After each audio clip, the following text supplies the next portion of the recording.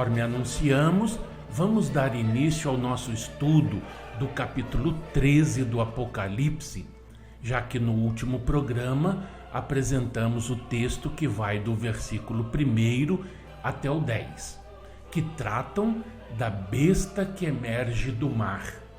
Pois bem, para compreender bem este capítulo, precisamos voltar no texto, particularmente ao capítulo 11 deste Apocalipse, que parece conter um resumo preparatório, pois nele inicia a história da besta, bem caracterizada, como se vai ver no capítulo 13.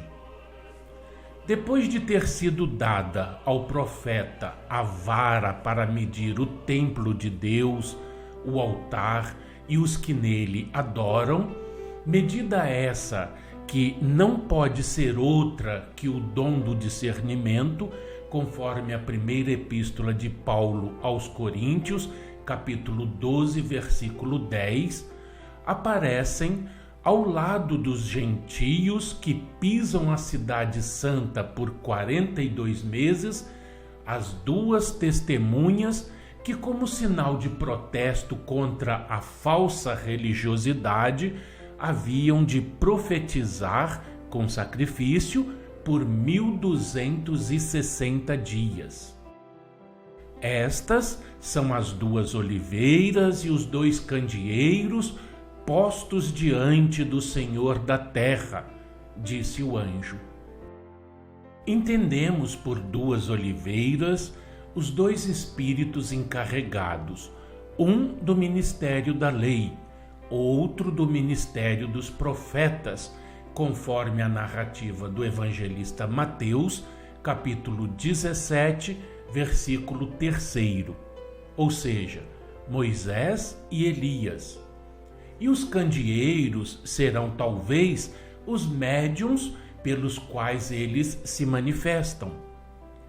A oliveira produz o óleo, que é o símbolo da fé, e o candeeiro é o suporte para que o óleo ardente produza a luz. Já tivemos ocasião de dizer que a revelação se manifesta por símbolos, por parábolas, para que os homens a interpretem. Assim, a palavra espiritual sempre aparece no mundo por meio de alegorias. Os poderes concedidos às testemunhas significam a verdade da revelação, cujos fatos subjugarão a todos os seus inimigos.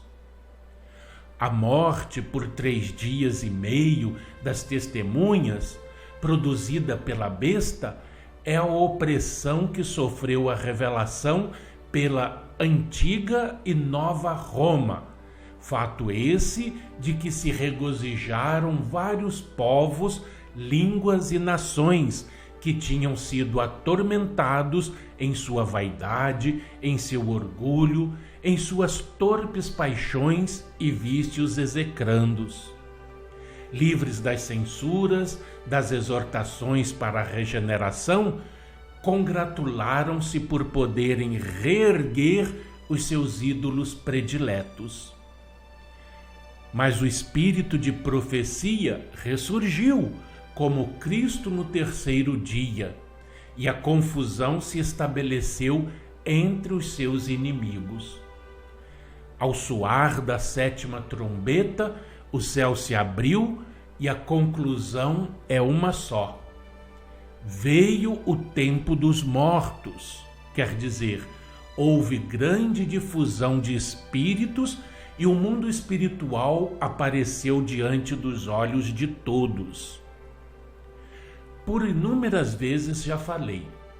No estudo do Evangelho e do Apocalipse, o estudante deve observar a relação entre os diversos capítulos e diversos versículos para compreender o pensamento dos escritores, e assim eu já demonstrei as relações existentes entre o Evangelho e o Apocalipse, bem como os demais livros sagrados, tanto do Antigo como do Novo Testamento. Assim, como se pode perceber, a exposição de um versículo que se encontra no início de um capítulo tem às vezes a sua explicação no final desse mesmo capítulo ou em outro. Por exemplo, o versículo 18 é a explicação do versículo 3º do capítulo 17 do Apocalipse. Vejam só, versículo 3º. Transportou-me o anjo em espírito a um deserto e vi uma mulher montada numa besta escarlate, besta repleta de nomes de blasfêmia, com 7 cabeças e 10 chifres. Agora o versículo 18. A mulher que viste é a grande cidade que domina sobre os reis da terra. De igual modo, meus prezados, o capítulo 13 do Apocalipse tem seu início no capítulo 11 e, como veremos mais tarde, vai ainda ter relação com o capítulo 17 do mesmo Apocalipse. Então, para que vocês compreendam o que vamos estudar, releiam esses 3 capítulos na íntegra, tá? Vai facilitar e muito o entendimento.